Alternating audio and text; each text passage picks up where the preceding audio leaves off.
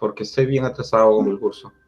Ya, mire, hagamos una cosa, empecemos mejor con esa parte, de repente con la revisión, para cambiar la modalidad, para darnos un poquito más de tiempo, y hasta las 12:30, a las 12:30 hacemos un corte, no creo que lo sería, ¿no? A la 1 tendría que ser, ¿no? A la 1 hacemos un corte para continuar con la clase, 12:30 creo que podríamos hacer un corte, para empezar con la clase, y hacerlo de manera inversa, no sé qué les parece.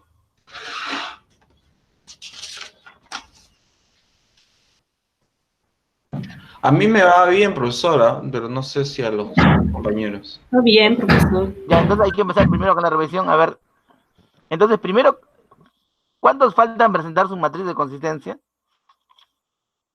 Yo, profesor, uno. También, Ya, a yo ver, también, profesor 2. ya, empecemos con mesa entonces, ¿sí? Hay que ver la Ya, matriz de mesa, ¿ok? profesor, antes de presentar mi matriz de consistencia, quisiera hacer un pequeño ejercicio con ustedes. A No ver, sé dígame. si se puede hacer posible. A ver, Vean, eh, mi tesis es sobre matriz a corto plazo, perdón, sobre memoria a corto plazo, y entonces quiero que más o menos entienda a qué se refiere. a ver, a ver. Ya, voy a dar voy a leer una serie aleatoria de 9 palabras, ¿ya? Ok. Esa va a ser la actividad, la voy a leer, después voy a apagar mi micrófono, les voy a dar 2 minutos para que ustedes escriban las palabras que recuerdan y después voy a mostrar en pantalla las palabras que he leído, ¿no? No sé si me han entendido. Ok, ok. ¿Ya? Y ya, entonces, voy a proceder a leer las palabras. Les repito, voy a leer las palabras, termino, apago el micrófono, les doy 2 minutos y muestro las respuestas. ¿Ok? Aquí van las palabras. Las voy a leer seguidas, ¿ah? Sin mucho espacio de interrupción. Álbum, ley, resiliencia, anécdota, oportunidad, magnitud, sal, injerto, pronto. Ya tenemos que escribirla, a ver.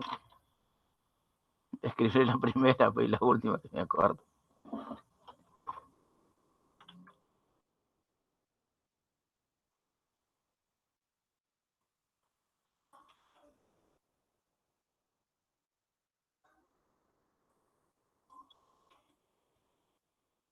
A ver, bueno, serán 4 de las que me acuerdo. ¿No? Estoy buscando la tilde todavía. Yo.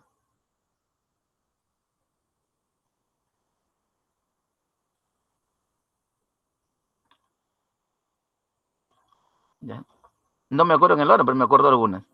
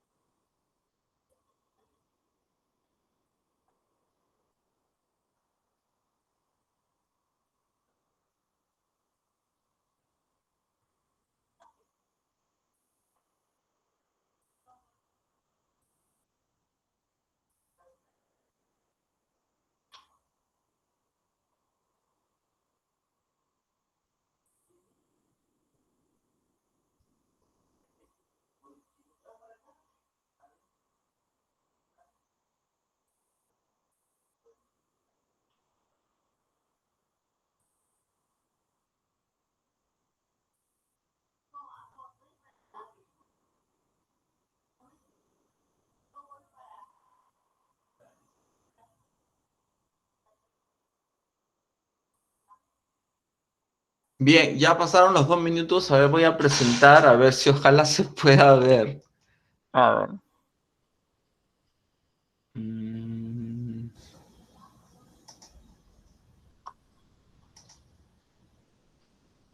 No, no sé si se ve. A ver, todavía. Vamos a esperar a ver.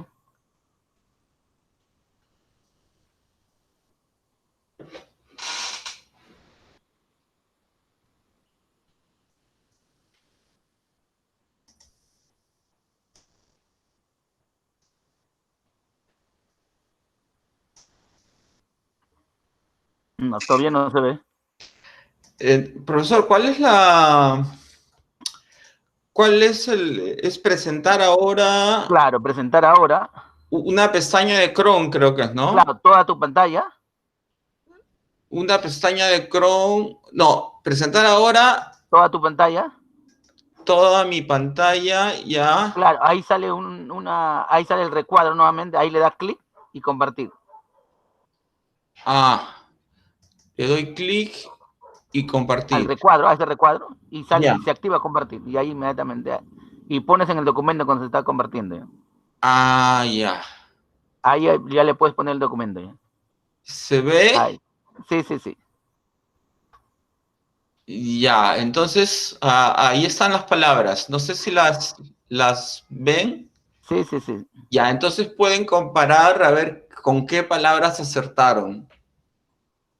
Pueden comparar la prueba es individual. Cada quien puede sacar sus propios resultados.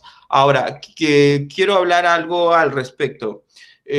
¿Por qué he escogido 9 palabras? Porque hay una ley que es la ley de George Miller, que dice que la memoria a corto plazo, que es una de las variables de mi trabajo, solamente almacena entre 5 a 9 datos, ¿no? Entonces, por eso he puesto 9 datos aquí. Ahora, aparte de eso, hay 2 conceptos. Uno que es el que se llama el principio de primacía y el otro que es el principio de recencia. El principio de primacía dice que se entiende a recordar mejor las primeras palabras. No sé, seguramente en algunos de ustedes habrá ocurrido eso.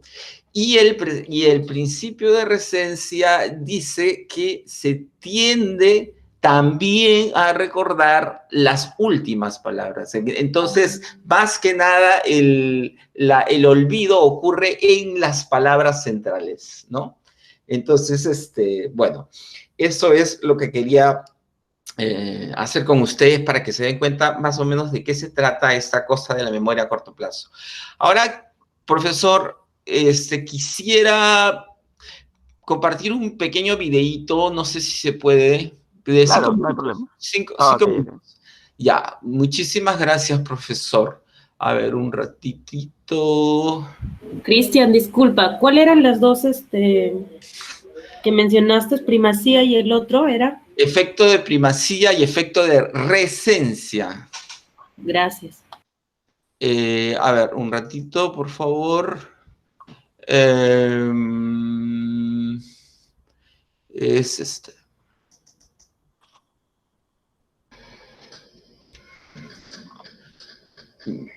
¿Se está viendo el video en la pantalla? Disculpen.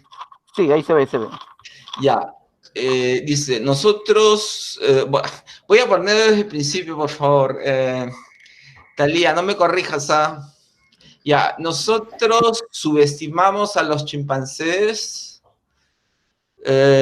Nosotros nos sobreestimamos. Velo por ti mismo. Ai y Ayumi. Ai son 2 chimpancés. Ai es la mamá y Ayumi es el hijito, dice. Bueno, esto ocurre en Inuyama, que es una ciudad en Japón, en el Instituto de Investigaciones de Primate de la Universidad de Kioto. Acá hay 14 chimpancés que viven en compañía afueras, en un diseño que parece la selva africana, ¿no? ¿Qué más? Dice, Ai es la mamá y su hijito es Ayumi, que viven ahí, ¿no? Cada día ellos van al laboratorio para escoger, ¿no? Qué parte de una investigación cognitiva tienen que hacer o tomar parte en una investigación cognitiva. Cada chimpancé usa una diferente pantalla. Ahí es la mamá, tiene representaciones en un lenguaje kanji que están relacionados a un color determinado, ¿no? Entonces, como ustedes ven ahí, se le presenta un color y él tiene que determinar en ese lenguaje cuál es, o hace la tarea opuesta, ¿no? Se presenta el color y ve cuál es el símbolo, ¿no?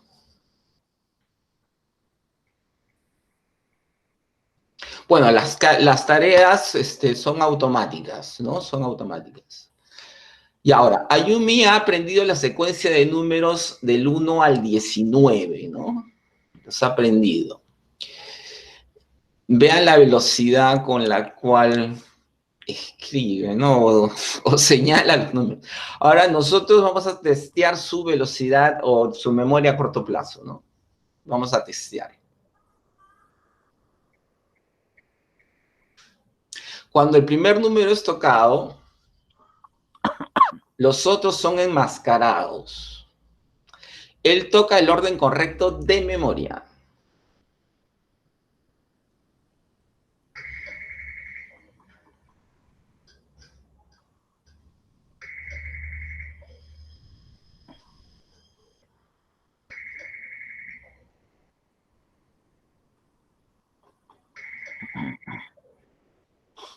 Ahora una tarea más difícil.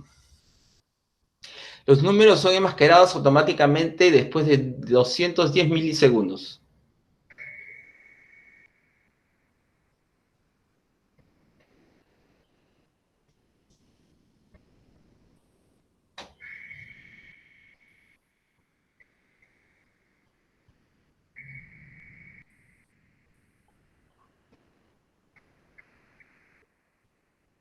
Esta tarea es bastante complicada, dice. A veces él pierde la concentración.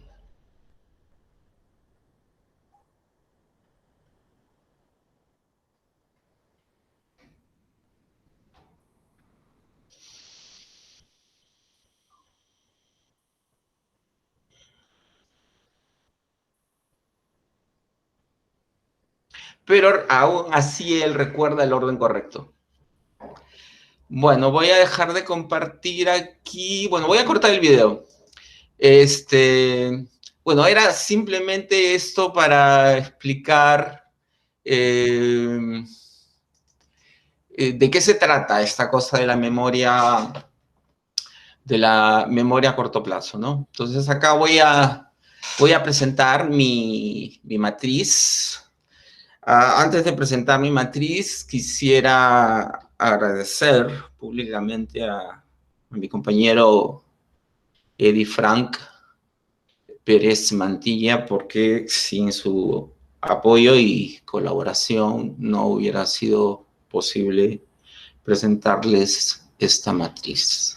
Bueno, el proyecto de mi tesis es Memoria Auditiva a Corto Plazo y Dictado Musical en ingresantes al programa posescolar de la Universidad Nacional de Música.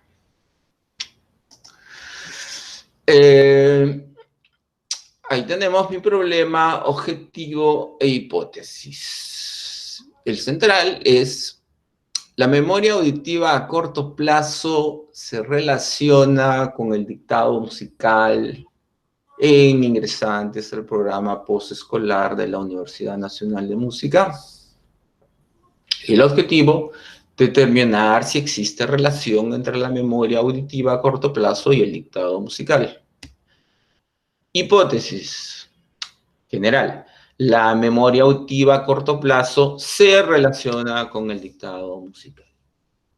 Ahora, las hipótesis específicas tienen que ver, obviamente, con las dimensiones de mi variable de dictado musical. Es decir, ahí están el problema específico, objetivo específico, hipótesis La primera sobre el dictado rítmico, la otra sobre el dictado melódico tonal y la otra sobre el dictado rítmico melódico tonal. Entonces, estas, repito, son dimensiones de mi variable dependiente, que es dictado rítmico. Dictado rítmico, perdón, de mi variable dependiente, que es dictado musical, que se subdivide en 3 dimensiones: dictado rítmico, dictado melódico tonal y dictado rítmico melódico tonal. Bueno, acá, definición conceptual y operacional de las variables. Ahí está, ¿no? Mi variable independiente, memoria auditiva a corto plazo. Mi variable dependiente, dictado musical. Bueno, está realmente un poco la letra muy chica, no logro verla mucho, pero bueno. Dice, Ruiz Vargas sostiene que los psicólogos comienzan a utilizar el término memoria a corto plazo para referirse a un sistema que retiene la información procedente del exterior por un espacio de tiempo muy breve y bajo un formato especial mientras se transfiere a un sistema estable y permanente. Más adelante agrega, la memoria de corto plazo se observa siempre que medimos tiempos relativamente cortos de retención o almacenamiento, generalmente entre 15 y 30 segundos, sin la intervención de la memoria a largo plazo. Por último, establece, en consecuencia, de acuerdo con Miller, la capacidad de almacenamiento de la memoria de corto plazo es de 7 más menos 2 chunks de información. Esta palabra chunk, bueno, se refiere a, podría ser un grupo de letras, un grupo de palabras o un grupo de mayor, ¿no? Depende, es un determinado patrón. A eso se refiere con chunks. Bueno, mi definición operacional de la primera variable, la memoria a corto plazo retiene y manipula la información de forma temporal, la cual puede dividirse en memoria lógica, numérica y asociativa. El test de memoria auditiva inmediata MAI, elaborado por Cordero Pando en 1978, examina estos puntos y justamente esas son las dimensiones de mi memoria, perdón, de mi variable independiente, memoria lógica, memoria numérica y memoria asociativa. En cuanto al dictado musical, se entiende por dictado musical el conjunto de actividades por medio de las cuales los estudiantes interiorizan y apropian a través de ejercicios sistemáticos los elementos constitutivos de la música. Ellos deben transcribir, relacionar y abstraer los diferentes aspectos musicales, ¿no? Esto está sacado de un libro de Misas y Tobón del 2007 que está en las referencias, ¿no? Mi definición operacional, toda persona que quiere construir un buen proceso de formación musical debe poseer un solvente desarrollo auditivo. Los estudiantes deben transcribir, relacionar y abstraer los diferentes aspectos de la música. Los dictados constan de varios tipos. Para el programa posescolar se utilizan 3 generalmente: dictado rítmico, dictado melódico tonal y dictado rítmico melódico tonal. Y esas son justamente mis 3 dimensiones de la variable dictado musical: dictado rítmico, dictado melódico tonal y dictado rítmico melódico tonal. Ahora, vamos a la definición conceptual y operacional de las dimensiones. Primero, mi variable independiente, memoria a corto plazo. Memoria lógica. Mide las conexiones de los datos de una idea central. Indicador. Detalles de un relato. O sea, va a haber un relato y él tiene que anexar las ideas que hay en esos relatos, ¿no? Memoria numérica. Mide el grado de fidelidad de los datos y su reproducción. Esto está subdividido en dos indicadores, números directos y números inversos. ¿A qué se refiere esto con números directos? Se les va a leer una secuencia de números, por ejemplo, 2, 5, 4, y ellos tienen que escribir el orden de esos números que se han leído. Y se va aumentando poco a poco la cantidad de números de la serie, ¿no? En los números inversos se les lee los números, por ejemplo, 2, 5, 4, pero tienen que escribirlos al revés, 4, 5, 2, ¿no? La memoria asociativa evalúa la capacidad de recordar los detalles de un emparejamiento de palabras, ¿no? Entonces ahí lo que se les va a leer es una pareja de palabras o parejas de palabras, y después se les va a preguntar solamente por una palabra y él tiene que decir cuál era la palabra asociada a la primera, ¿no? A ver, en cuanto a mi otra variable, dictado rítmico, dictado melódico tonal, dictado rítmico, melódico tonal, definición de la primera, ejercicios que conllevan a desarrollar la discriminación de las diferentes figuras y silencios musicales por su duración. Es una actividad unidimensional. Indicadores, transcribe una secuencia aleatoria de patrones rítmicos. Dictado melódico tonal, ejercicios que conllevan a desarrollar la discriminación de las notas musicales por su altura y desarrollo dentro de un contexto tonal. También es una actividad unidimensional. Indicadores, transcribe una secuencia aleatoria de notas musicales dentro de un contexto tonal. Y finalmente, en mi dimensión, dictado rítmico melódico tonal, ejercicios que conllevan a desarrollar la habilidad de transcribir pequeñas melodías tonales conteniendo tantos figuras, silencios y notas musicales. Es una actividad bidimensional.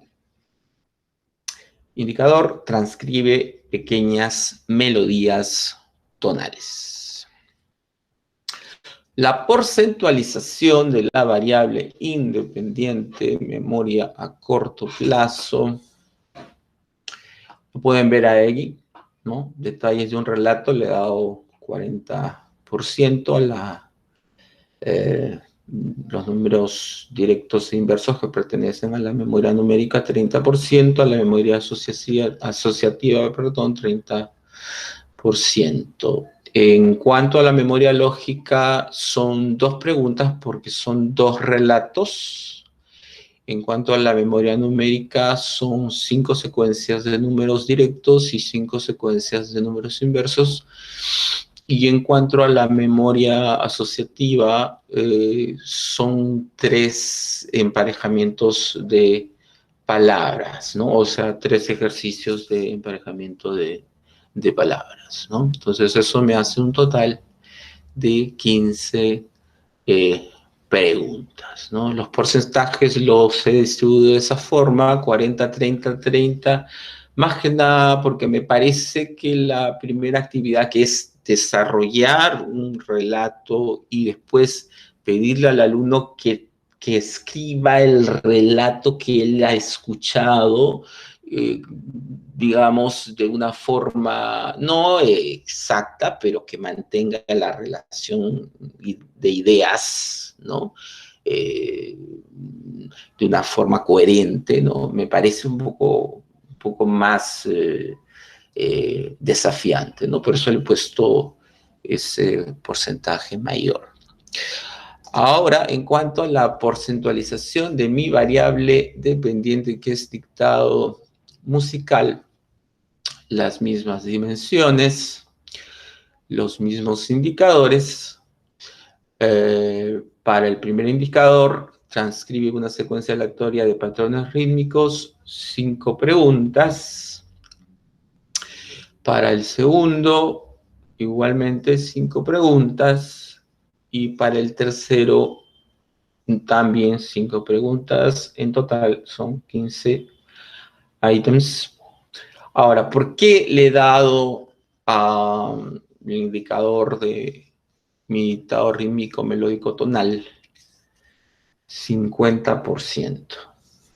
Porque si ustedes ven en la diapositiva anterior, dije que es bidimensional, ¿no?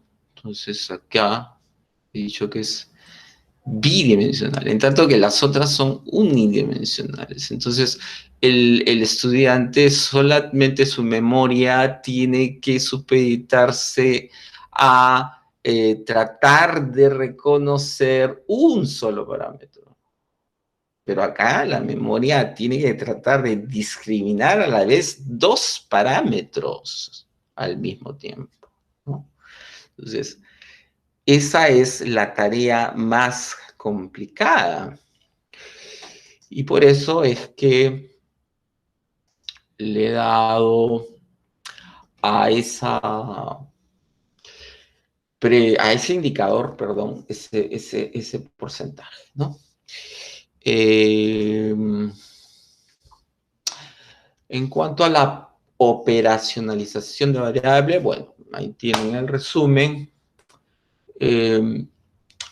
Mi metodología tipo, nivel y diseño, el tipo es aplicado porque está aplicando las leyes de la memoria a corto plazo, específicamente la ley de Miller que acabo de señalar. El nivel correlacional porque justamente está viendo la relación entre estas dos variables. Y preexperimental porque no, digamos, no estoy haciendo una sola medición, no tengo grupo de control. Y es también transversal, ¿no? Porque se va a tomar solo un momento. La población son los estudiantes ingresantes al programa posescolar de la Universidad Nacional de Música. En cuanto a la muestra, como todavía no sé la población, la muestra no la puedo determinar. Acá están las referencias. Y bueno, eso sería todo. Profesor, Okay. ¿puedo dejar Sí, de compartir o A ver, no? ponlo en el título, y después lo dejas de compartir, lo subes al sistema después, al título. Vamos al título un ratito.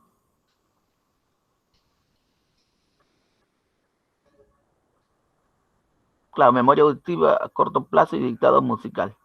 ¿Sí? El detalle sería la I nomás. Pues tú estás haciendo un trabajo experimental, ¿cierto? Pre-experimental. Claro, sino que dentro del experimental hay 3 diseños. Cuasi, experimental puro y pre-experimental. Sí. Sino que cuando hablamos de diseño tenemos 2 tipos de diseño básicamente grandes, ¿no? Los no experimentales y los experimentales. Dentro de los experimentales están el pre-experimental, cuasi experimental y experimental, ¿cierto?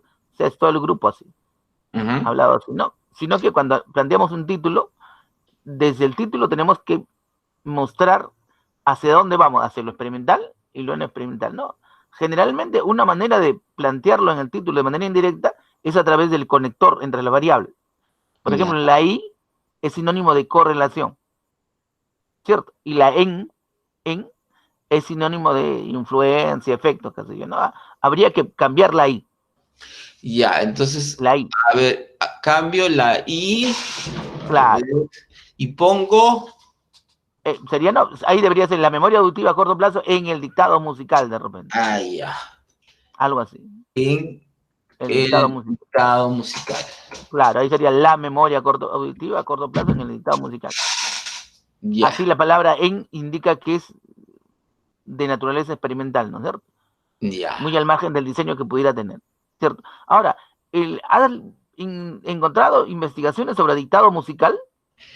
Sí, me ha sido bien difícil. Las que he encontrado son extranjeras. no de aquí. Sino que el detalle es que a veces algunos términos tienen un significado en nuestro contexto y un diferente significado en otro contexto. Por ejemplo, un ejemplo. Para nosotros diferenciamos estrategia de habilidades, ¿cierto? Ajá. Hacemos una diferencia. En cambio, en otros países, estrategia y habilidades es lo mismo. ¿Te das cuenta? Entonces, para nosotros, dictado significa una cosa. Y en el extranjero también significa otra cosa. Por ejemplo, el concepto que tú le atribuyes a dictado no es un concepto empleado en otro contexto. A ver, por ejemplo, vamos al concepto de dictado que tienes tú. Bueno, ante todo, mi estimado profesor, yo soy profesor del Conservatorio Nacional de Música, actualmente denominado Universidad Nacional de Música, y he enseñado por mucho tiempo un curso que se llama Lenguaje Musical, ¿no? Una de las partes de este curso que se llama lenguaje musical son los dictados musicales, ¿no? Los dictados consisten en un poco lo que les hice en el modelo inicial, es decir, les estoy dando una información auditiva para que ustedes la retengan en su memoria a corto plazo y después de esa retención puedan ustedes transcribirla de acuerdo a lo que ustedes han retenido en su memoria. Este es un ejercicio que se desarrolla en todos los conservatorios del mundo, ¿ah? Y dentro de esta asignatura. En las tesis que he encontrado sobre el lenguaje musical, siempre hay referencias a este tipo de contenido, ¿no? Claro, de hecho que el trabajo que realiza me parece que es muy adecuado, sino que date cuenta que nosotros estamos cambiando, sino que mira las teorías, si no me refiero por el término, pero en tanto el término sea empleado en el contexto de la música de esa manera, no hay problema, por si acaso, no hay problema, ¿no es cierto? Porque nosotros en la educación regular, por decirlo así, ¿no es cierto? Tenemos una connotación diferente para lo que significa dictado, no para el término dictado musical, que ustedes le dan otra connotación, sino para el término dictado. O sea, para nosotros dictado es simplemente leer información o decir información. O sea, Sí, nada más. bueno, acá Claro, sería, sino que cuando ya lo pones dictado musical, ya entonces ya me parece que tiene otro contexto, ¿no es cierto? Y que está así es. dirigido fundamentalmente al manejo de la memoria auditiva, al manejo de la memoria a corto plazo, que también me parece muy interesante, ¿cierto? Pero de por sí el tema es muy adecuado, debido sobre todo a que explora el manejo de la memoria, ¿no? De hecho que sí. Metodológicamente me parece que está muy bien, no hay ningún problema. Habría que ver de repente algunas cosas en el camino de mejorar algunas cosas, pero metodológicamente está muy bien. Ok, no te preocupes.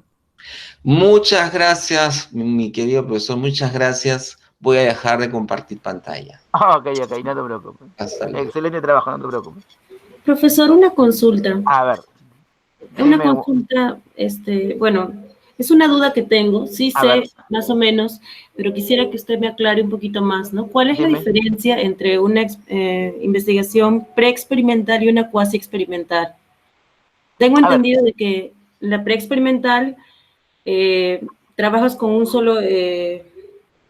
una sola muestra, un solo grupo, ¿no?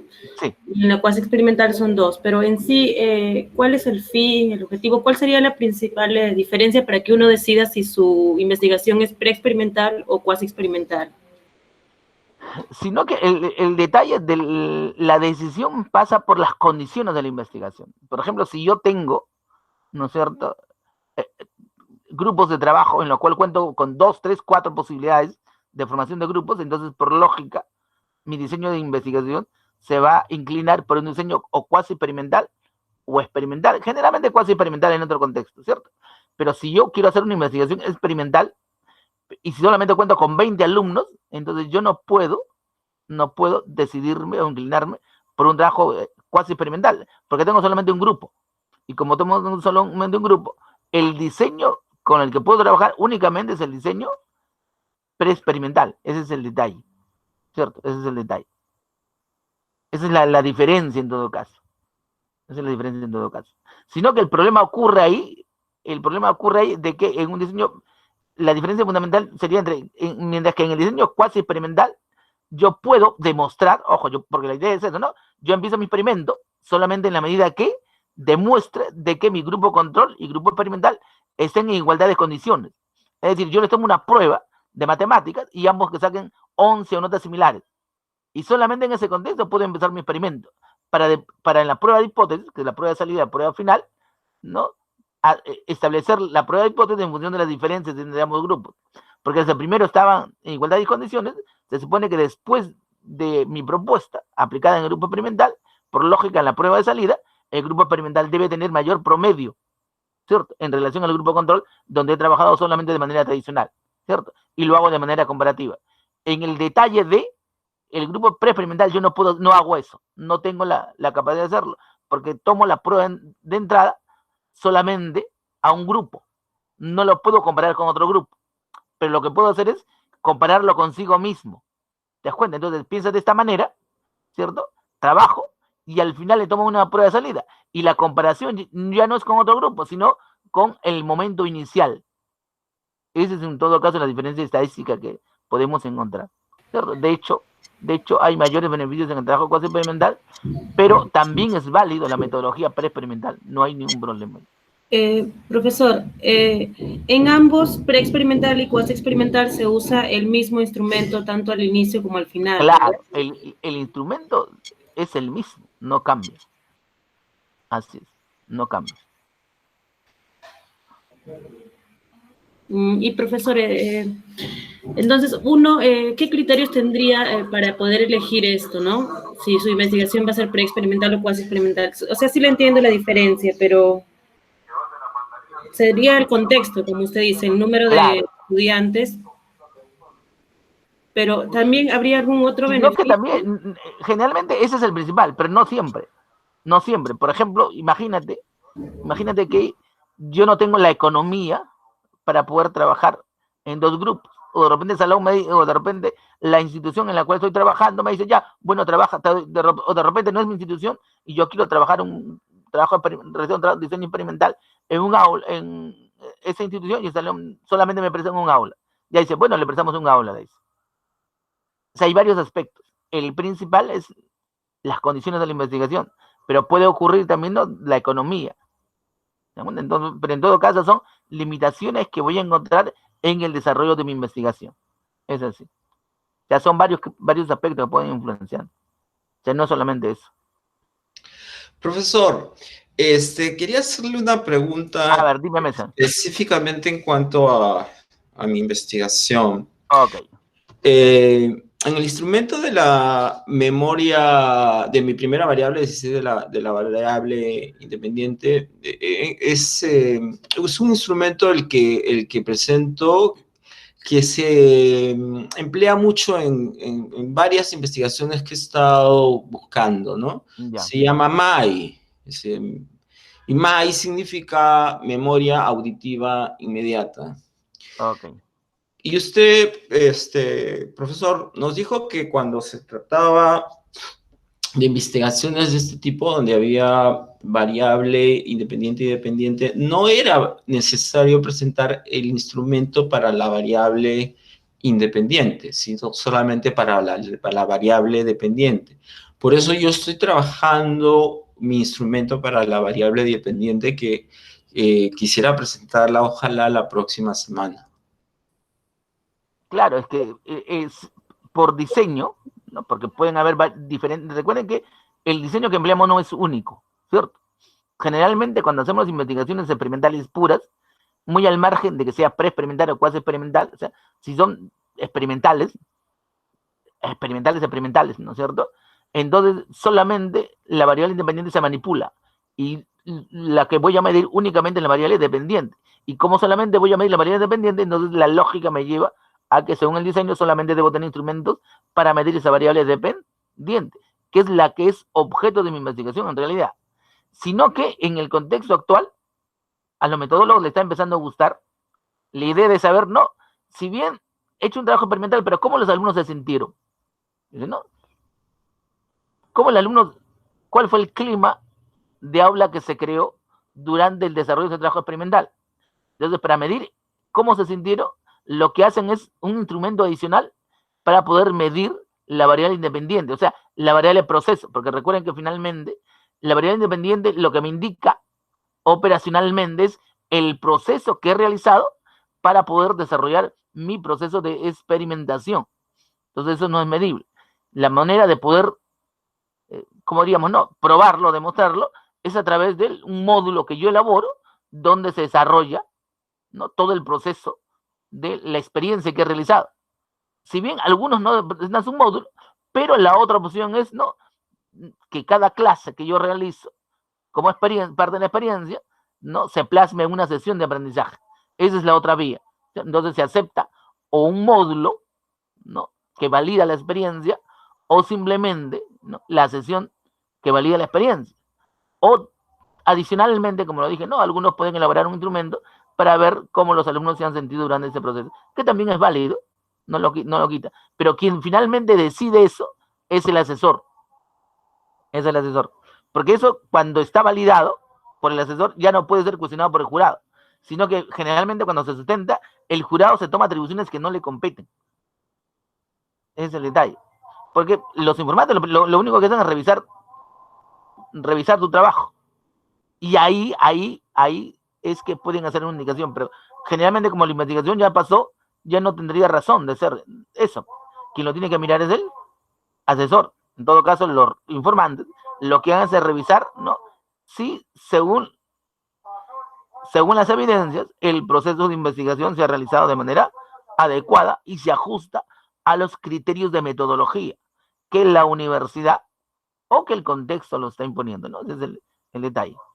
Ahí no hay problema. Entonces, si solamente desarrollas un instrumento para medir la variable dependiente, no hay ningún problema. Así es. Profesor, una pregunta con respecto a lo que está mencionando. ¿Y cómo se evidencia este módulo? No, es que tú el módulo lo haces de manera física, pues. Tú el módulo lo evidencias de manera física y lo presentas como anexo. Además, el módulo también se valida. Por ejemplo, el módulo sería, si se aplica una determinada metodología de enseñanza, el módulo, ¿qué sería? Yo lo entiendo como parte del sílabo, algo así, la programación No, el módulo es como un texto. Es como un texto. Es algo así como un texto donde está indicado toda la temática que has trabajado y cómo la has desarrollado, ¿no es cierto? Donde ahí de alguna manera se vislumbra de manera física, ¿no?, cómo es que has planteado determinadas estrategias y cómo es que los alumnos la han hecho suya, la han incorporado a su proceso de aprendizaje, ¿no? Entonces, la ruta. En Internet hay varios módulos. Por ejemplo, algunas universidades han estado incidiendo mucho de que también se coloquen los módulos de trabajo, ¿cierto? Sino que a veces, como los alumnos no tienen el dinero suficiente para poder costear algunas cosas, ¿no? Entonces, bueno, le han dicho, bueno, entonces por lo menos que coloquen la ruta de trabajo de la sesión de aprendizaje, ¿no?, que es la sesión de aprendizaje justamente. También es válido eso, ¿cierto? Entonces, o es el módulo o es la sesión de aprendizaje. Ahí no hay ningún problema, ¿cierto? Sino que el módulo tiene que ser validado por los expertos, por los que validan el instrumento también, ¿cierto? Pero la sesión de aprendizaje tiene que ser validada por tu asesor. Ahí es diferente, ¿no es cierto? Aunque algunos también lo hacen validar también, ¿no? Pero no, ya eso depende del criterio del asesor.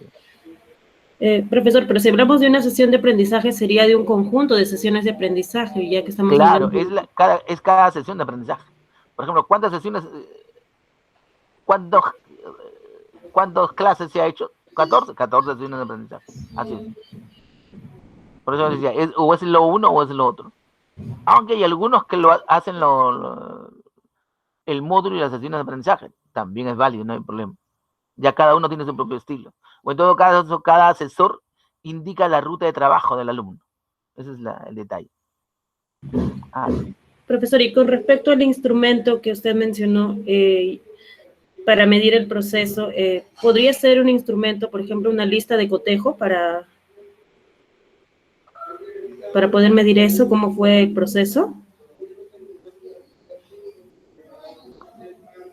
No sería una lista de cotejo, sino que es básicamente una encuesta. No sé si tenga acá. Un cuestionario. Claro, es como un cuestionario donde al alumno le pregunto, ¿no? ¿Cómo es que se ha sentido? Algo así. No la tengo en la mano, pero responde después del break.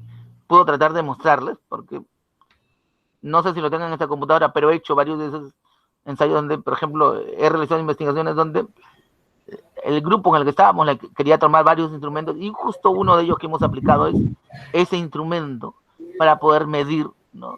Cuál es el nivel de empatía que el alumno ha sentido en el clima institucional, en el clima de aula, ¿no? Que también es importante. Profesor, tengo algunas dudas en cuanto a la ficha que nos envió usted para la validez del instrumento. Ya. Y quisiera que usted me pueda ahorita... ya, dime, a ver, ¿cuáles serían las dudas? Voy a compartir la... Ponlo, a ver. No sé si a ver, viendo ese instrumento. El instrumento de sí. Claro, ahí lo veo. Sí, mi pregunta era, ¿todo lo llena el experto o yo tengo que llenar? No, el experto. Por ejemplo, acá, mira, donde dicen de autor, o sea, tú llenas al autor porque es tu nombre. Donde dice nombre del instrumento, claro, tú tienes que poner, porque es cuestionario sobre dictado musical, digamos, ¿no? Entonces tú llenas eso. Acá, donde dice cargo de institución, es el experto. Apellidos y nombre del experto. El título lo pones tú. Porque es el título de tu investigación. O sea, ¿qué cosa pones tú? El título de la investigación, acá tu nombre, autor del instrumento, y el nombre del instrumento. El primer y el segundo casillero vacío, porque ahí va el nombre del experto y el cargo del experto. Ya. Así. Entonces, en el nombre del instrumento de evaluación, eso lo pongo yo. Claro. Ahora, de repente cuestionario sobre autoestima, escala sobre autoestima, no sé. O de repente prueba de conocimiento sobre dictado musical. Ya. Habría que ver, ¿no? Esas dos cosas. El autor también pongo mi nombre. Claro. Si tú lo has hecho, tú lo has hecho. Si no, adaptado no sé. Y ahí va el título, donde dice título de investigación. Ya. Y lo demás lo desarrolla el experto. Claro. Y ahí, mira, un ratito, déjalo ahí. Bájalo un poquito, bajarlo, ¿no? Donde estaba el amarillo, había un amarillo, ¿te acuerdas? Más arriba. Ajá. Ahí está. Por ejemplo, acá, donde dice habilidades investigativas, hay que cambiarlo, pues, ¿no es cierto? Porque es el nombre del instrumento. Por ejemplo, este era un instrumento para medir las habilidades investigativas. Entonces habría sonido, en este caso sonido sería adecuado para valorar el dictado musical, ¿no? Ajá. ¿Cierto? Ya. Muchas gracias, profesor. Así. Y acá el experto ya va marcando, pues, ¿no es cierto? Y al final pone su opinión, o sea, puede aplicarse, se recomienda mejorar, no sé. Aquí abajo pone el promedio en valoración, ¿no? Se supone que suma los promedios y pone 90%, 95%, la fecha, su DNI, su firma y su teléfono. Así. Esta ficha es para evaluar el cuestionario. Así. Ya. A ver, sube esa ficha que está debajo. Abajo, no, baja. ¿No? Ya. Este es otro modelo de ficha también, pues, ¿no? Otro modelo de ficha. Si quieren hacer, de repente, la prueba binomial, me parece. Este es para la prueba binomial, creo. Si es claro. La dicotómica. Claro, así. Ya. Para la prueba binomiales, ¿no? Es una variedad, porque en realidad hay otras variedades. Por ejemplo, acá tiene 3 criterios, ¿no es cierto? Coherencia, adecuación, suficiencia. La forma de trabajo es la misma. Se supone que acá va el indicador, ahí tienes que colocar el indicador, porque acá está el nombre de cuestionario, la dimensión, la variable. Acá escribes el indicador, y donde dice dimensión 1, bueno, el nombre de la dimensión, y acá las preguntas, pues, ¿no? Ya. Y frente a esto, el experto va a poner 1 si considera que es coherente y 0 si considera que no es coherente, ¿no? Para cada pregunta. Así es. Profesor, en esa parte nosotros lo llenamos, ¿verdad? Lo que dice Claro. dimensión 1, indicador. Claro. Donde dice dimensión, el nombre de la dimensión. Donde dice indicador, el indicador. Y ahí al costado las preguntas. De tal manera que el que valida lo que hace es comparar las preguntas con los indicadores, con las dimensiones y con la variable, para ver si hay relación entre ellos. Profesor, ¿y esto es también para una prueba de conocimiento? Claro. Puede ser para una prueba de conocimiento, también no hay ningún problema. Profesor, Sino que, no, para una prueba de conocimiento me parece que no. Este es para cuestionario específicamente. Eso es lo que estoy viendo. El de arriba sí es válido también para pruebas de conocimiento. El de arriba. Este de acá es válido también para todo. Cuestionarios, escalas, test, pruebas de conocimiento. ¿Cierto? Ya. De manera, en cambio, el de abajo es específico para cuestionarios y para escalas. Claro, acá no puedo colocar el texto, por ejemplo, ¿no? Si mi instrumento es un instrumento de conversión lectora, acá no lo puedo colocar. Solamente puedo colocar preguntas de cuestionarios o escalas. Entonces, ¿eso se obviaría o se tendría que reemplazar? No. Esta ficha es válida solamente para escalas y test. La de arriba, la primera, sí es universal para todo. Tienes una prueba de conocimiento o una conversión lectora, con eso también lo puedes validar, no hay problema. Así es. ¿Sería suficiente con el de arriba? Con el claro, primero. Suficiente con el de arriba, no hay ningún problema. Sino que hay diferentes tipos de fichas, dependiendo del objetivo de la validación. Pues. O sea, incluso dependiendo del tipo de validación que estamos haciendo, pues, ¿no? Y de la fórmula que vamos a emplear para poder explicar esa validación, ¿no? Así es. Profesor, esos rangos de deficiente, regular, buena, muy buena, excelente, ¿ya están dadas? ¿Ya no se puede cambiar? Claro, es que ese es un acuerdo. Por ejemplo, en la Cantuta, el año 2000, ¿no? En el año 2000 se hizo esta ficha, que era de manera horizontal. En el año 2005 se modificó de manera vertical así. Algunas tienen 9 criterios, hay otras 10 criterios, y hay otra paralela a esta, porque son 3 modelos. Pero finalmente nos quedamos con la de 10. Esta es la de 10, o la de 9, creo. Esta es la de 9. No, pero en realidad todos son válidos, ¿no? No hay ningún problema, ¿no? Así es. Son de la Cantuta, básicamente, que se hicieron. Y de ahí algunas universidades la han tomado, porque de alguna manera es para todo el instrumento. Pues. No, porque recuerden que también que cuando validamos, no, validamos en función de una concepción. ¿No es cierto? Cuando yo utilizo esta ficha de validación, esta ficha es dentro del modelo de la teoría clásica del ítem, no, de la teoría clásica de los instrumentos, ¿no es cierto? Pero cuando trabajo la de abajo, por ejemplo, estoy dentro de la teoría de respuesta al ítem, ¿no? Porque acá estoy validando cada pregunta, ¿cierto? En la actualidad se prefiere validar cada pregunta, de tal manera que tenemos si esta pregunta está bien y de repente esta otra está mal. Entonces tengo que mejorarla, corregirla o eliminarla, ¿no es cierto? Entonces un poco en el sentido de eso. Porque recuerden que ahora en la idea, antes pensábamos de que un instrumento es más confiable en la medida o más válido en la medida que tenga más preguntas, ¿cierto? Pero sin embargo, en las teorías modernas, básicamente en la teoría de respuesta al ítem, nos hemos dado cuenta que podemos tener un instrumento de 5 preguntas y tener un alto nivel de confiabilidad, porque la fiabilidad está en función de la fiabilidad de cada pregunta. Y eso es importante darnos cuenta si las preguntas son realmente fiables o no son fiables, es decir, discriminan o no discriminan. Porque recuerden que la fiabilidad está en función del nivel de discriminación de la pregunta. Y eso es importante darse cuenta, ¿no? Así es.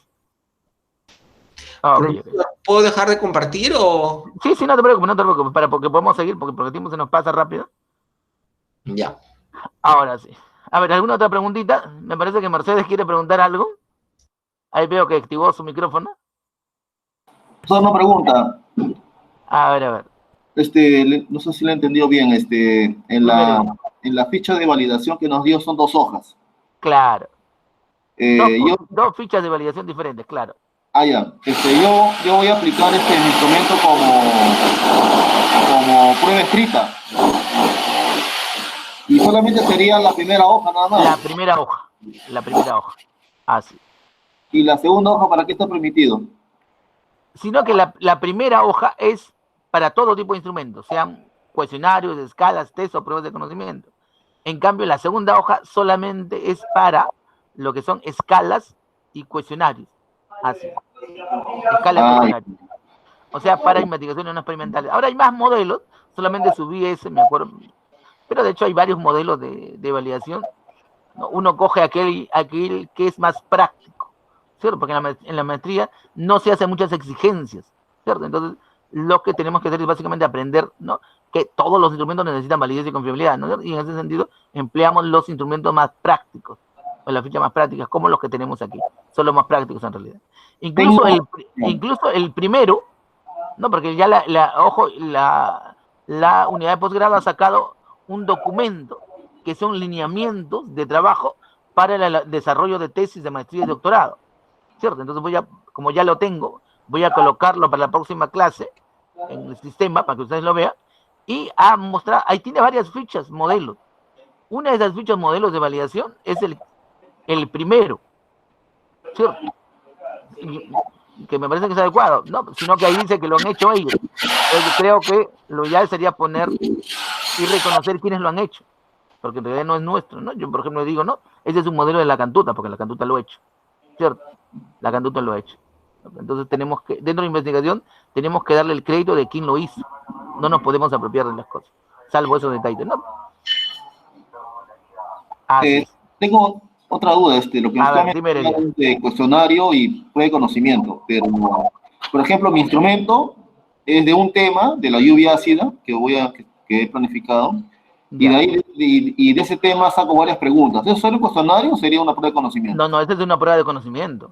Ya. Claro, porque te cuenta que tú tienes un texto, pones varias alternativas, ¿no es cierto? O una pregunta con sus alternativas, pero solo una mente es verdadera, ¿no es cierto? Las demás son falsas, ¿cierto? Es como una comprensión lectora, ¿cierto? Claro. Y si es para desarrollar, sería cuestionario. Claro, el cuestionario es diferente. Es donde tenemos alternativas con escala Likert, ¿no? No, nunca, casi nunca, a veces, siempre, casi siempre. Ese es un cuestionario, por ejemplo. Ya, gracias. Pero si es prueba de conocimiento, si es comprensión lectora o algo parecido, entonces la primera ficha de validación es la que tienes que emplear para el caso de la validación. En ese instrumento que yo estoy haciendo, tengo preguntas que es para marcar, es dicotómica para marcar. Y hay otras preguntas que son para desarrollar, por ejemplo, formule conclusiones, ¿qué opina usted? Eso seguiría siendo prueba de conocimiento. Sino que si has marcado diferentes tipos de preguntas, de repente habría que ver con más calma el instrumento. Porque a veces pensamos que no es solamente dicotómico, pero podría ser mixto. Pero de todas maneras, para el caso de la validación, el primero es más completo. Porque se dirige incluso al mismo instrumento. Ya, gracias, profesor. Ok.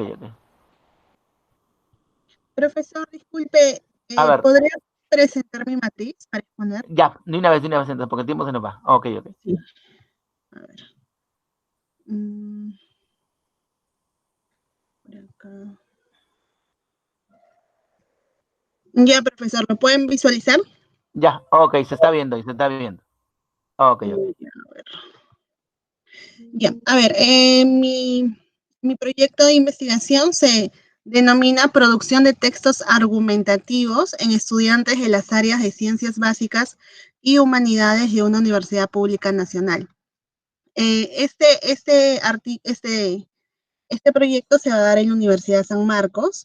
Elegí la producción de textos argumentativos porque siento que es la base para la publicación después de artículos científicos, ¿no? Entonces, esta investigación me va a servir como una especie de guía, de diagnóstico, para en otro segundo proyecto ya evaluar el método más adecuado para promover la producción de estos textos.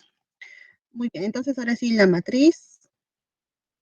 El problema general. No existe diferencia en la producción de textos argumentativos en estudiantes de las áreas de ciencias básicas y estudiantes de humanidades de una universidad pública. sobre todo para determinar si hay diferencias de repente si los cursos tienen algún tipo de incidencia, ¿no?, en la producción de textos, en esas dos grandes áreas, ¿no?, que se ven bastante diferenciadas. El objetivo general, comparar la producción de textos argumentativos en estudiantes de las áreas de ciencias básicas y estudiantes de humanidades. Y la hipótesis general, existe diferencia entre la producción de textos argumentativos en estudiantes de las áreas de ciencias básicas y estudiantes de humanidades, ¿no? Mis problemas específicos van a estar definidos por las dimensiones de la variable, ¿no? Existe diferencia entre la macroestructura de los textos argumentativos en estudiantes de las áreas de ciencias básicas y estudiantes de humanidades. Existe diferencia entre la superestructura de textos argumentativos en estudiantes de las áreas de ciencias básicas y estudiantes de humanidades. Y existe diferencia entre la microestructura de los textos argumentativos en estudiantes de las áreas de ciencias básicas. No, en este caso, me basé también en una publicación donde la producción de estos textos los dividían en macroestructura, superestructura y microestructura, ¿no? En macroestructura estaba sobre todo el título del tema, las ideas principales. En la superestructura estaba ya el contenido de opinión, y en la microestructura estaban algunos ya conectores gramaticales propios de un texto. Los objetivos específicos: comparar la macroestructura de los textos argumentativos en estudiantes de las áreas de ciencias básicas y estudiantes de humanidades, comparar la superestructura de textos argumentativos en estudiantes de las áreas básicas y estudiantes de humanidades, y comparar la microestructura de textos argumentativos en estudiantes de las áreas de ciencias básicas y estudiantes de humanidades, ¿no? Y las hipótesis específicas también están relacionadas con estas dimensiones. La variable, la definición conceptual y operacional. La definición conceptual de la producción de textos argumentativos nos dice, según Parra, ¿no?, en su proyecto del 2004, señala que el texto argumentativo es una de las manifestaciones del discurso oral o escrito, ¿no?, que tiene como finalidad convencer de algo a quienes escuchan o leen, es decir, a los destinatarios, ¿no? Y según las definiciones conceptuales, tanto de Parra como de otros autores que también he estado leyendo un poco, ¿no?, pude realizar esta definición operacional, ¿no?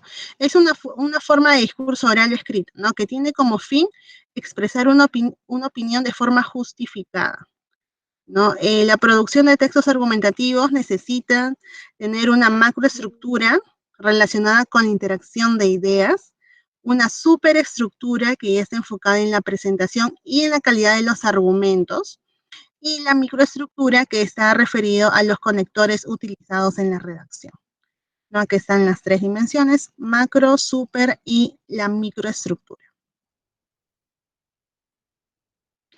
Estas son ¿no?, algunas definiciones de la dimensión.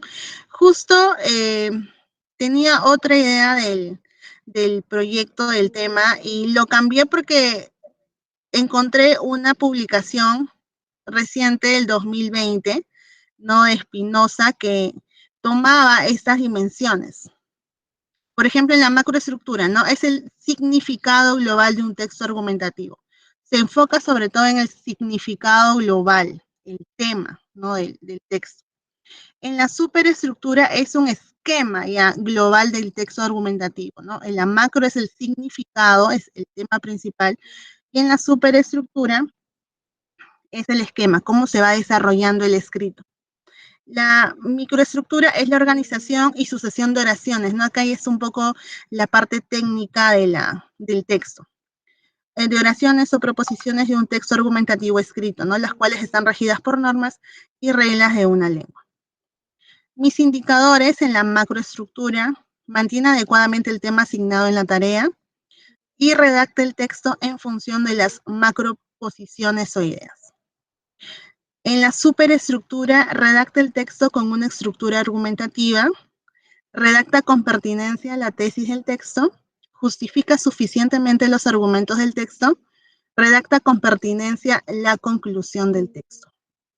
Y en el caso de la microestructura, usa un registro argumentativo disciplinar en el texto, utiliza adecuadamente la concordancia gramatical en el texto, utiliza adecuadamente la referencia en el texto, utiliza adecuadamente los conectores aditivos intrapárrafos. Acá intrapárrafos, no dentro de un párrafo.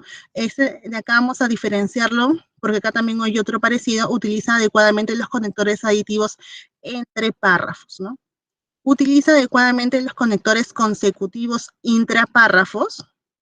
Usa adecuadamente los conectores contraargumentativos intrapárrafos. Acá usa adecuadamente los conectores consecutivos entre párrafos y usa adecuadamente los conectores contraargumentativos. Acá debería decir entre párrafos, ¿no? Ahora lo voy a corregir. Muy bien.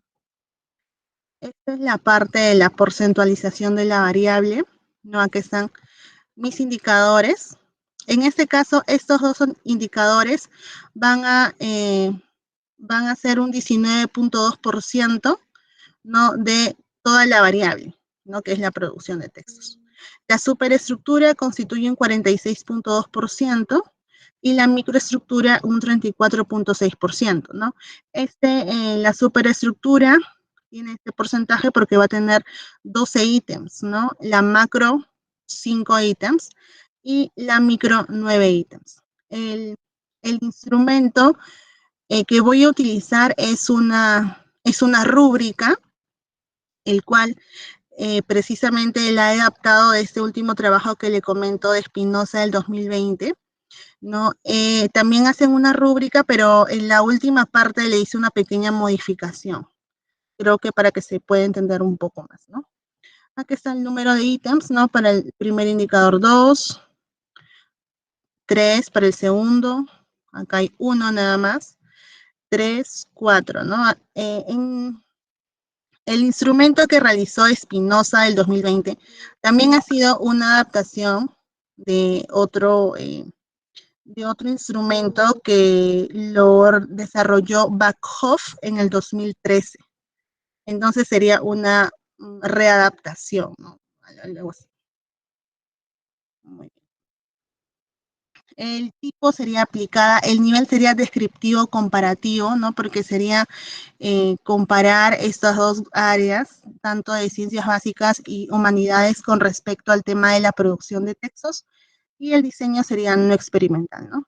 La población serían los estudiantes que se encuentran en estas áreas, y bueno, yo puse una muestra, aún no le he calculado con exactitud porque no he contabilizado los estudiantes que se encuentran en estas áreas, ¿no? Pero se sacaría con el dato un calculadora, si no me equivoco. Y aquí están un poco de mis referencias en producción de textos. Eso sería todo, profesor. Más bien, como realicé la matriz y recién la he presentado, también pude elaborar un poco el instrumento, pero no sé si tiene algunas, de repente, indicaciones sobre el título. A ver. La investigación tiene una sola variable, ¿no? Sí, es una sola variable, es una descriptiva comparativa. Ah, ya, excelente. Producción de textos argumentativos es. Claro, ese es un buen tema para poder publicar un artículo, de hecho que sí. Claro, porque lo que he estado viendo mucho es que dentro de los artículos últimos publicados se están aceptando mucho investigaciones descriptivas comparativas con una sola variable. Eso es lo que he estado dando una mirada, ¿no? Sobre todo en este contexto, ¿no?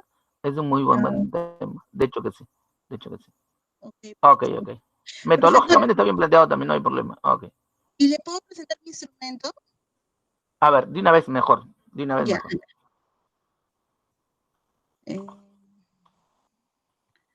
Voy a presentar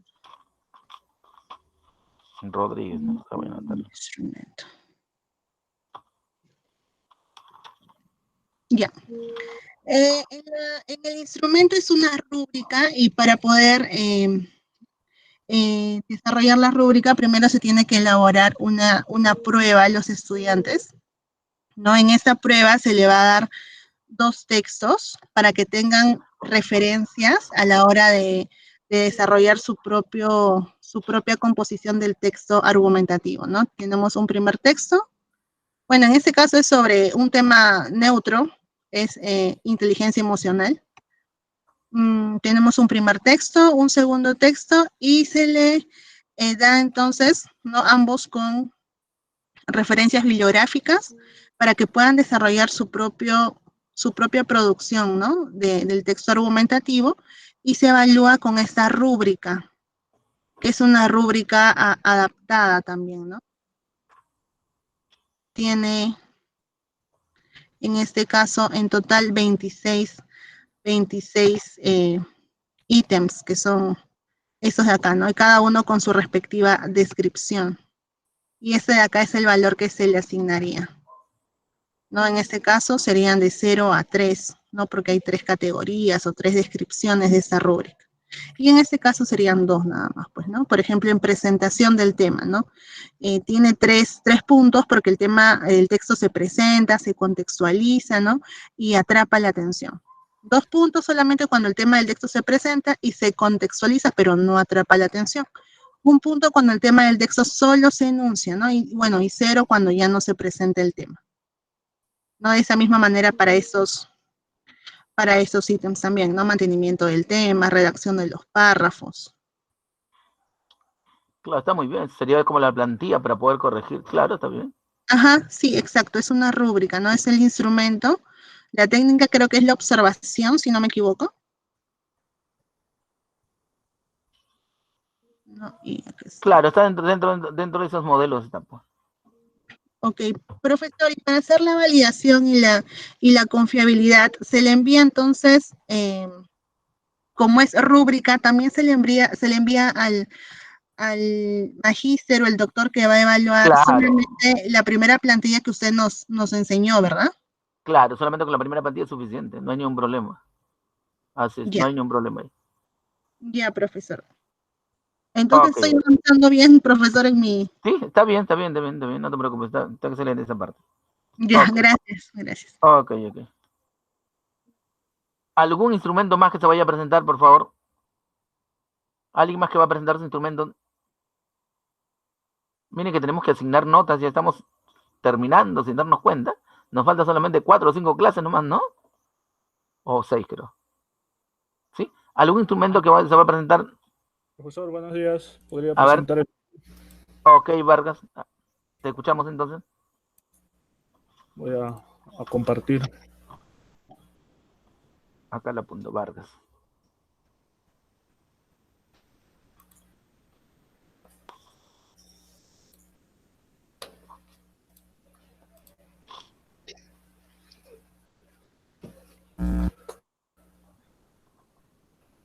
¿Ya, profesor, se puede ver? Ahí se ve. Ya, entonces, Okay. el título de mi tesis es Influencia del aprendizaje basado en proyectos en el pensamiento crítico de los estudiantes. En este trabajo se propone medir cuál es la influencia del aprendizaje basado en proyectos en el pensamiento crítico de los estudiantes de los 2 últimos ciclos de Lengua y Literatura de la Universidad Nacional Mayor de San Marcos. Los objetivos planteados son determinar si el aprendizaje basado en proyectos influye en el pensamiento crítico de los estudiantes, determinar si el aprendizaje basado en proyectos de trabajo cooperativo influye en el pensamiento crítico de los estudiantes y determinar si el aprendizaje basado en proyectos de solución de problemas reales influye en el pensamiento crítico. Se establecen las siguientes hipótesis de investigación. El aprendizaje basado en proyectos influye óptimamente en el pensamiento crítico de estudiantes. El aprendizaje basado en proyectos de trabajo cooperativo influye óptimamente en el pensamiento crítico. Y el aprendizaje basado en proyectos de solución de problemas reales influye óptimamente en el pensamiento crítico. Los cuestionarios se aplicarán en la Universidad Nacional Mayor de San Marcos. Se trabajará con una muestra de 132 estudiantes de los 2 últimos ciclos de Lengua y Literatura de dicha universidad. Para el fin de este estudio, que es de tipo transversal y nivel correlacional, se aplica una metodología cuantitativa de carácter cuasi experimental de técnica tipo encuesta, ¿no? Para la recolección de datos se elaboró un cuestionario por por variable, con una escala de Likert, con 5 criterios de respuesta y 3 niveles de valoración con sus respectivos rangos, ¿no? Aquí tenemos los criterios, 4 total de acuerdo, 3 de acuerdo, 2 desacuerdo y 1 en total de desacuerdo. Los niveles de valoración, alto, medio y bajo. Aquí tengo el primer cuestionario donde se establece 16 ítems con sus 4 criterios de respuesta que tratan de medir cómo el ABP si es que el ABP influye positivamente o no en el pensamiento crítico, ¿no? Y este es el segundo cuestionario, constituidas de 32 preguntas y busca medir el pensamiento crítico en los estudiantes. Sus niveles y rangos está medido en el aprendizaje basado en proyectos alto, medio y bajo, ¿no? He establecido unos rangos en el alto de 59 a 80, medio 38 a 58, bajo de 16 hasta 37. En el pensamiento crítico, pues alto 118 a 160, medio 75 a 117 y bajo de 32 a 74.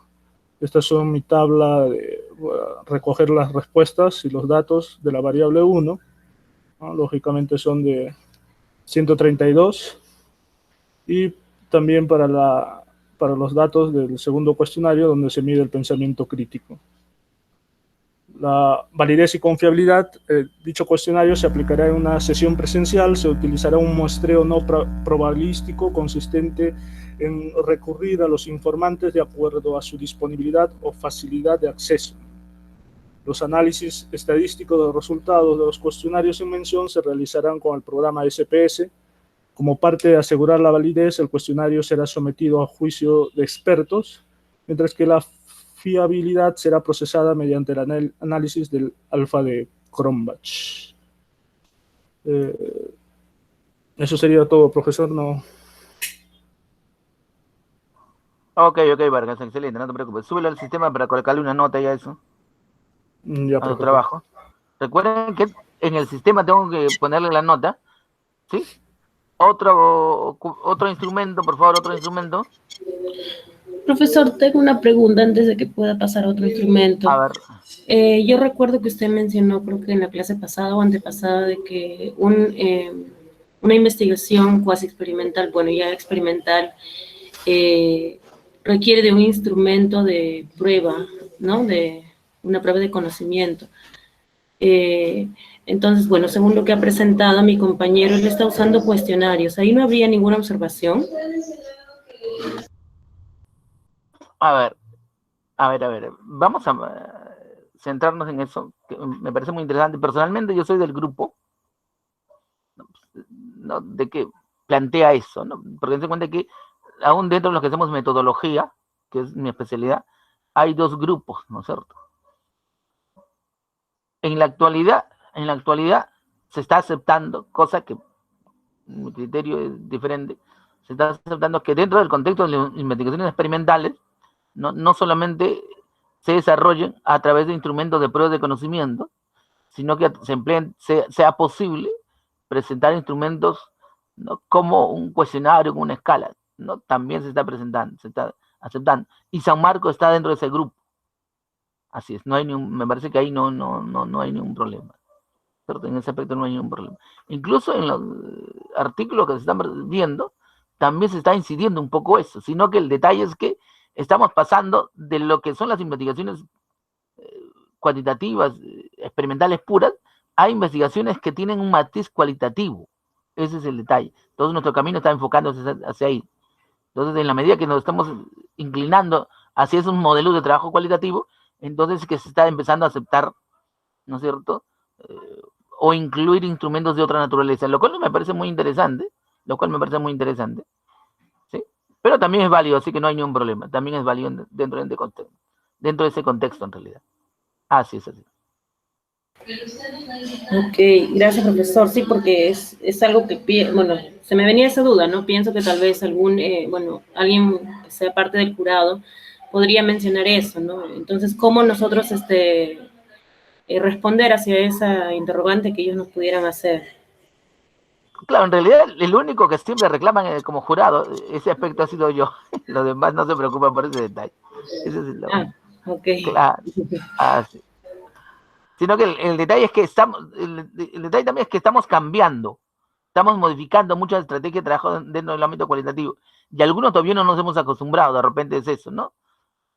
Pero las investigaciones están inclinándose más por el aspecto mixto. Incluso se están viendo investigaciones cuantitativas, y ustedes lo están viendo, ¿no? Donde ya no solamente miden la variable experimental, sino les está encantando medir también la variable independiente, lo cual también me parece interesante, porque nos permite ver no solamente el proceso de rendimiento de los alumnos en relación a cómo les fue después de la experiencia, sino que también estamos empezando a ver, ¿no?, cómo es que el alumno se siente en ese clima de trabajo que se ha creado durante el planteamiento de la experiencia, ¿no?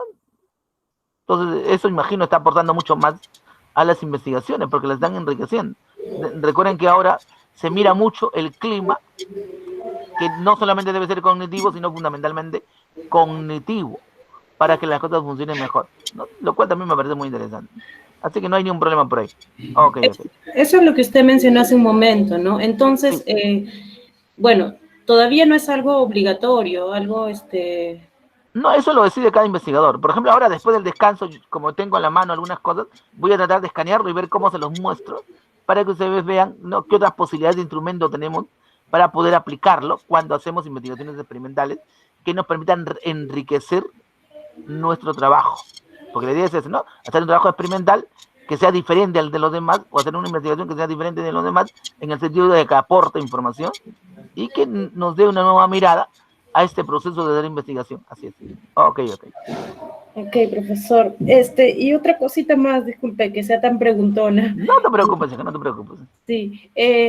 Entonces, ¿se podría concluir que este cuestionario de encuesta que se usa para la variable independiente podría reemplazar a lo que es las sesiones de aprendizaje o el módulo?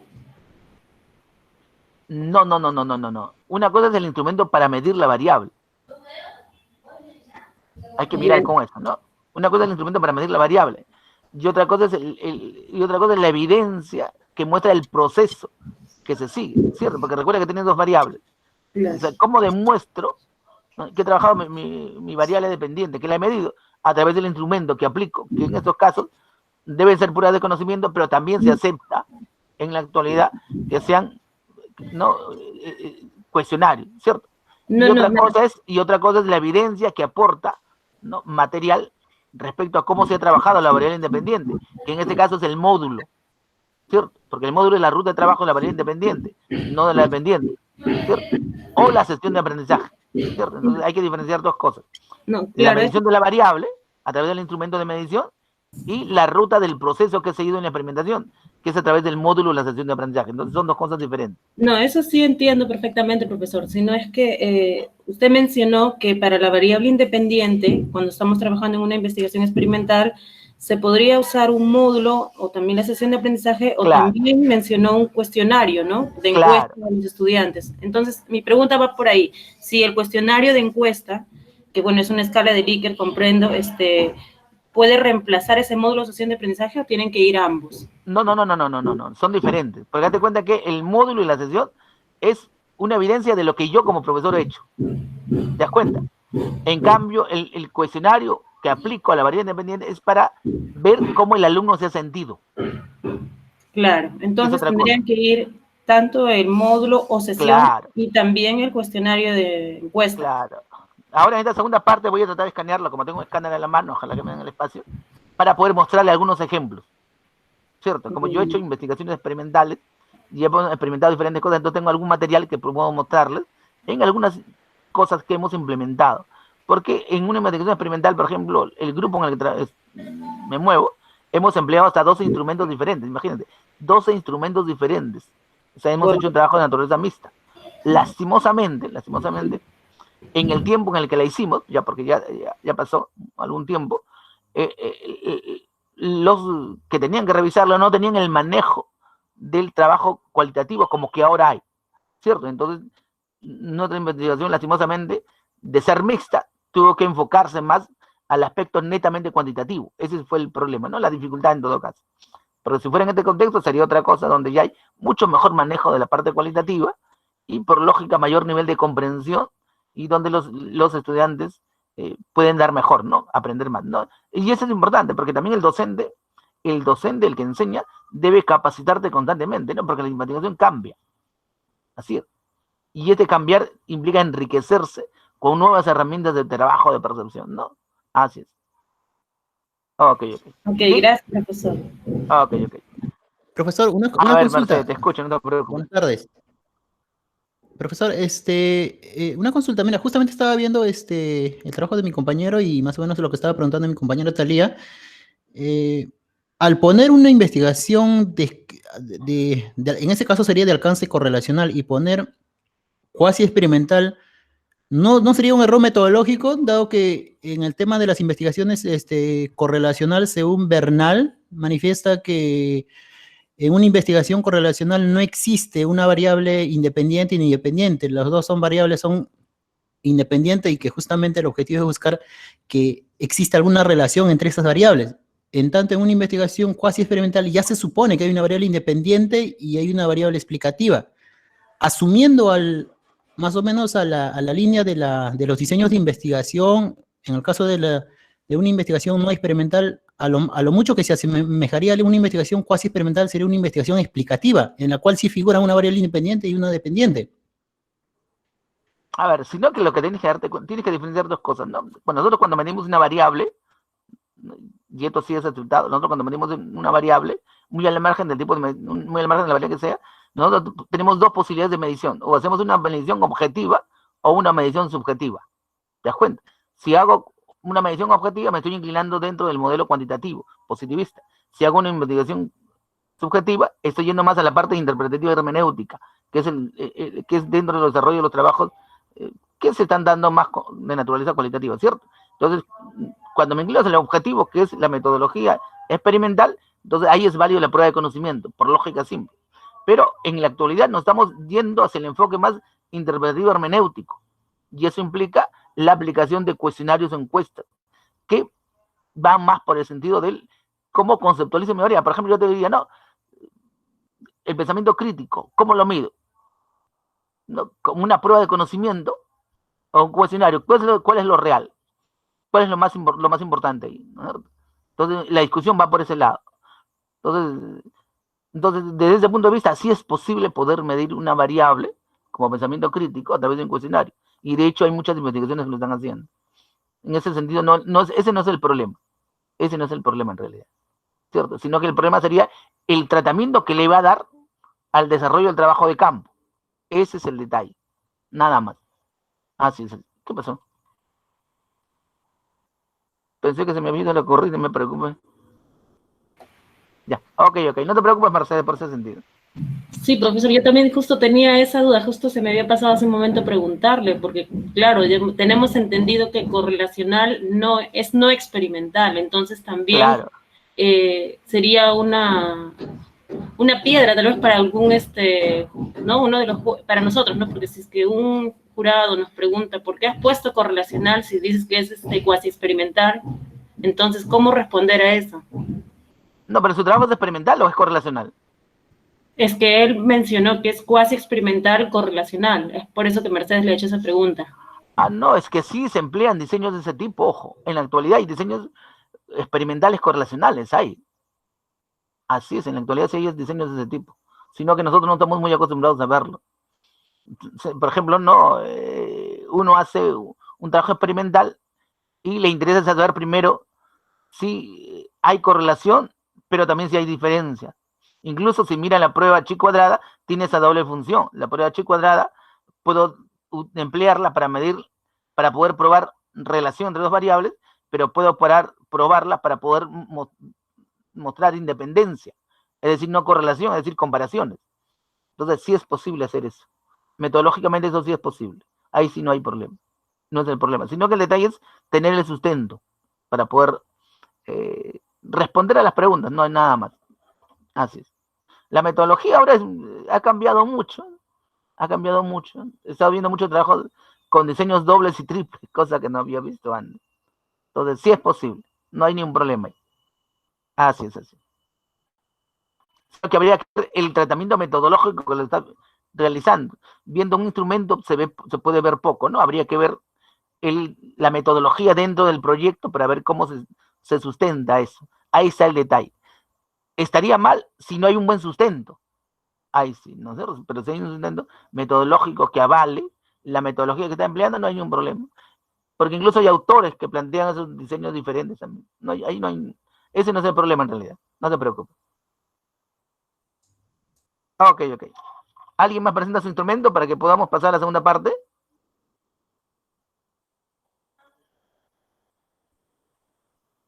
¿Qué pasó con antivirus?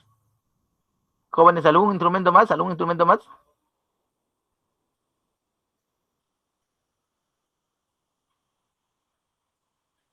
Ya no hay instrumentos entonces, ¿cierto? Por ahora no hay más instrumentos, ¿no? ¿Alguien que quiera presentar su validez y confiabilidad? ¿Alguien que ya haya hecho su validez y confiabilidad?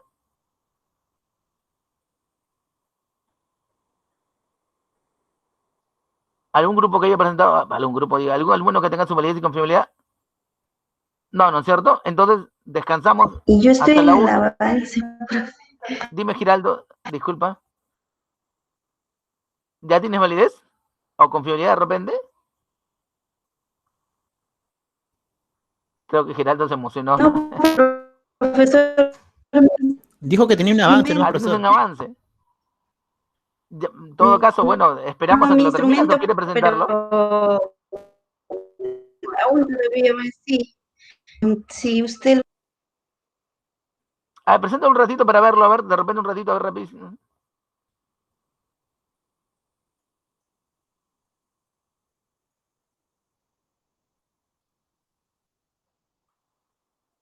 Giraldo, ¿estás ahí? Creo que se fue a descansar ya, Giraldo, no puede ser.